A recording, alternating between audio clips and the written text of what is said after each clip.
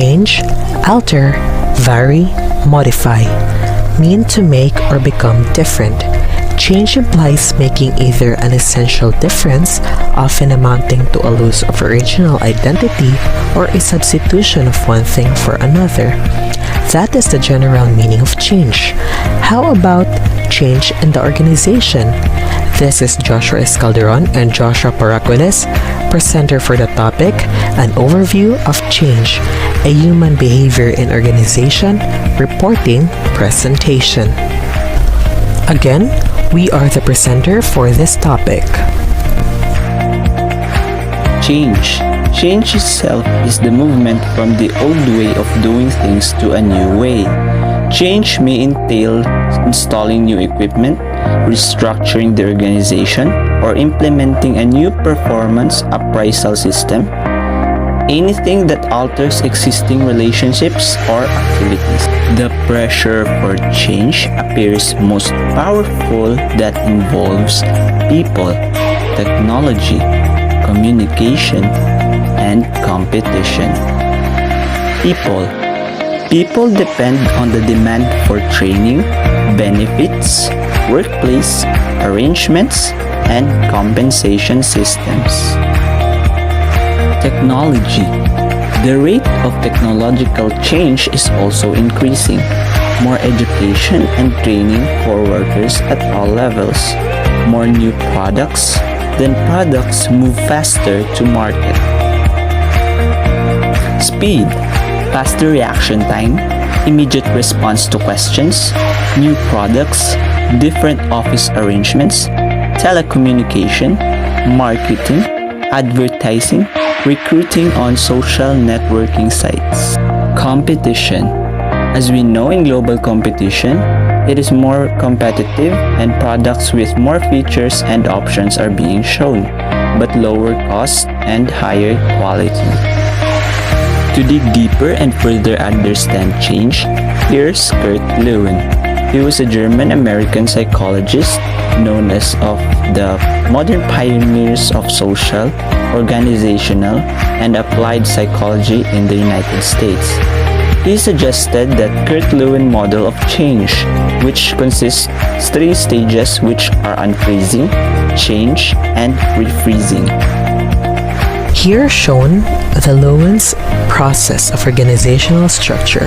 First stage, which is the unfreeze. This stage is about getting ready to change. It involves getting to a point of understanding the change is necessary and getting ready to move away from our current comfort zone. The first stage is about preparing ourselves or others before the change, and ideally creating a situation in which we want to change. The second stage, which is change. Transition is the inner movement or journey that we make in reaction to change. This second stage occurs as we make the change that are needed. People are unfrozen and move towards a new way of being. That said, this stage is often the hardest as people are unsure or even fearful. Third stage, which is refreeze. As the name suggests, this stage is about establishing stability. Once the change have been made, the change are accepted and become the new norm. People form new relationship and become comfortable with their routines. This can take time. It is often at this point that people laugh and tell me that practically there is never time for this freezing stage. It is just that it is drawn from the criticism to the Kurt Lewin's model of change. The process of change entails a perception that change is needed, then moving to a new behavior, then solidifying that new behavior into a norm. To get a deeper grasp of understanding, Kurt Lewin's made the continuous change process model. It is a more complex and refined model than Kurt Lewin's model of change. This model equally covers Lewin's concept of change during the implementation stage. The continuous change process model has a corporate process, a problem-solving process, a change agent, and a transition management. We should always be reminded that, although we discuss each step as if they were separated and distinct, it is important to note that change becomes continuous in an organization. Different steps are probably occurring simultaneously throughout the organization. Here shown the continuous change process model, starting with forces for change, define the problem, problem solving, change agent, measure, evaluate, control, implement the change, transition management. Forces for change. In this approach, top management perceives that certain forces or trends call for change, and the issue is subjected to the organization's usual problem-solving and decision-making process. Change agent. Early in this process, the organization may seek the assistance of a change agent, a person who will be responsible for managing the change effort. Under the direction and management of the change agent, the organization implements the change through Lewin's unfreeze, change, and refreeze process. Here are the three concepts for implementing change. Collaborator. The change agent becomes a collaborator or helper to the organization as she or he is immersed in defining and solving the problem with members of the organization. Challenge. Change often arises from the conflict that results when the change agent challenges the organization's assumption and generally accepted patterns of operation. Evaluation.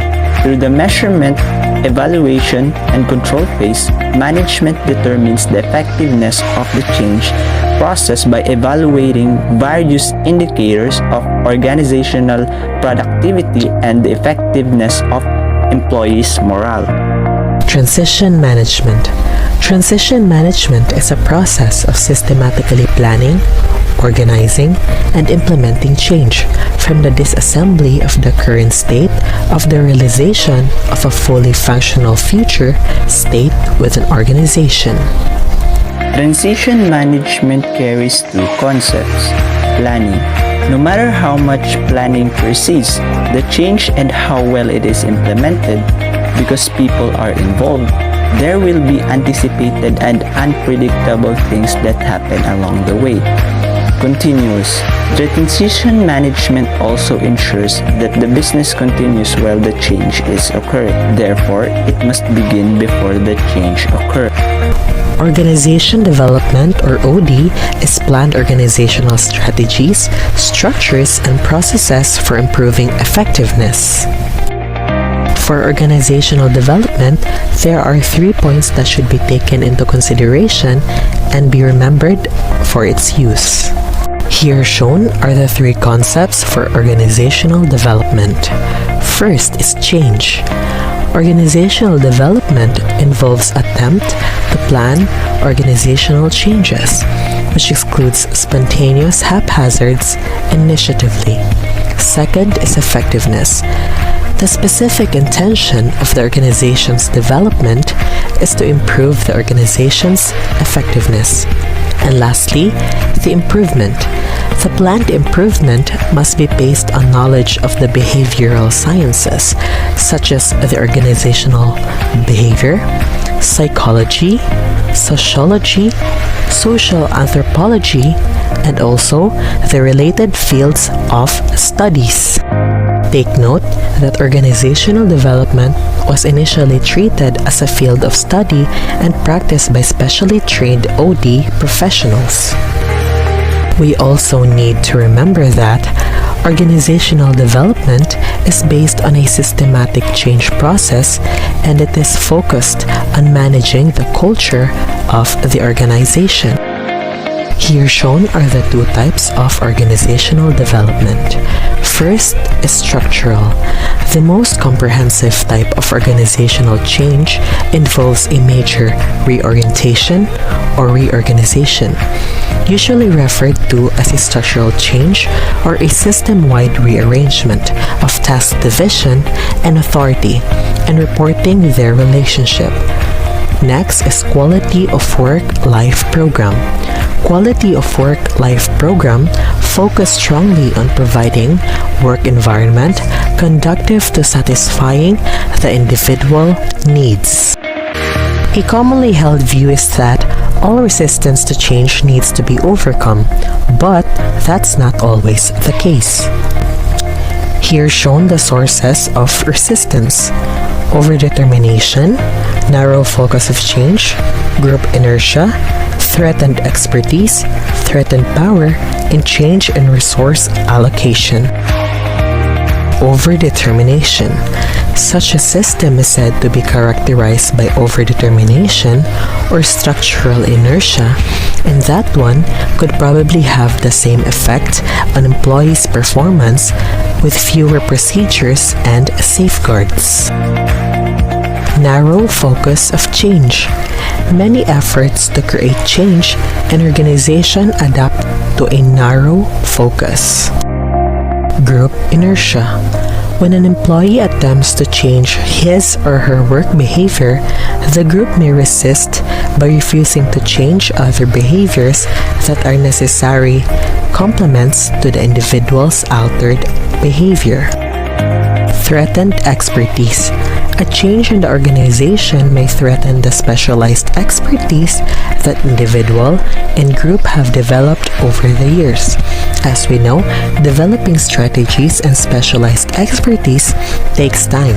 Therefore, it will cause mismanagement of time, which can greatly affect the performance of an organization. Threatened power. Any redistribution of decision-making authority, such as with re-engineering or team-based management, may threaten an individual's power relationship with each other. We are aware that relationship in the workplace is much needed for the optimal problem solving and decision making for the benefit of the organization. And if the relationship of the people in the organization will be tarnished, then there will be no harmony and unity in the workplace. Resource allocation. Groups that are satisfied with current resource allocation methods may resist any change because they believe it will threaten future allocation. If we are used to performing our old methods, then shifting to a bigger and complex one, we can say that it can cause conflict and it will arise. However, if we are too dependent with our comfort zone, we will have a harder time of being flexible on allocating resources because as we grow, we make connection. Therefore, resources is located at a bigger and wider picture. Those mentioned before are the resistance. These 6 sources explain most types of organizational-based resistance to change. It will be thoroughly discussed by the next reporter. That concludes the topic for Overview for Change. The next reporter will thoroughly discuss the resistance for change. Thank you. We hope you enjoyed and learned a lot.